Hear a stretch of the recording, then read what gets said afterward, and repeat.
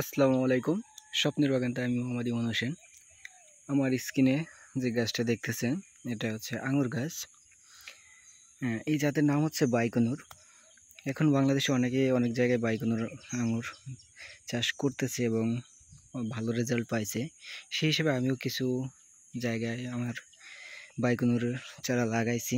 দেখা যাক শেষ পর্যন্ত কী হয়। মাছা দেওয়ার কাজ চলতেছে।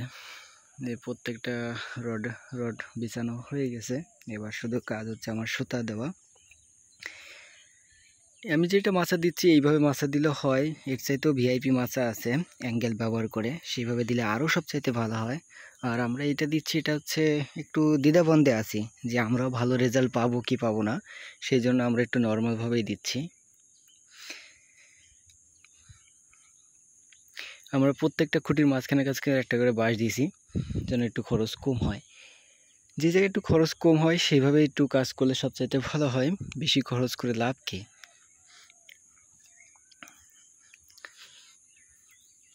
আমার কিছু কিছু চারার অবস্থা খুবই খারাপ। এই যে এই একটা চারা মারা গেছিলো, আবার হয়েছে। আমার চারা খারাপ হওয়ার কারণ হচ্ছে আমি যখন লাগাইছি তখন থেকেই বর্ষা শুরু, প্রায় টানা 2 মাসের উপরে বর্ষা হয়েছে, এই জন্য অনেক চারা আমার মারা গেছে। তারপর কিছু কিছু চারা আছে দেখলে অনেক ভালো লাগে, যেমন এই একটা চারা, এটা মাথায় উঠে গেছে। যদি সব কটা চারা এরকম হতো তাহলে অনেক অনেক ভালো লাগতো। এবার এই যে দড়ি দিয়ে দিচ্ছি, এই জায়গায় কট সুতা দিয়ে দিচ্ছি। এই যদি কট সুতা না দিয়ে যদি এই জায়গায় আমরা ব্যবহার করতাম তার, তাহলে আরও ভালো হতো।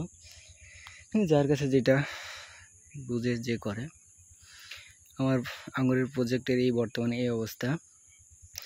আর অনেকে বলে ভাই যে আঙুর যে মিষ্টি হবে কি জাত চিনব কিভাবে?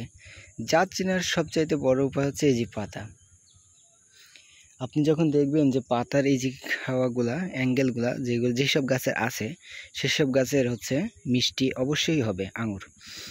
আর দেশি যেটা টক সেটা হয় এরকম গোল, এর কোনো সাইডে কোনো কাটা হয় না, হয় না, সেটা হচ্ছে দেশি। আবার এরকম জাত আছে যে পাতাটা পুরো গোল হয় কিন্তু এই সাইডে কাটা থাকে, অতিরিক্ত ছোট ছোট করে কাটা থাকে, সেটা হচ্ছে আরও ভালো জাত। এই অবস্থা আমার বাগানের বর্তমান। দেখা যাক শেষ পর্যন্ত কি হয়। আজ এতটুকুই। সবাই সুস্থ থাকবেন, ভালো থাকবেন। আসসালামু আলাইকুম।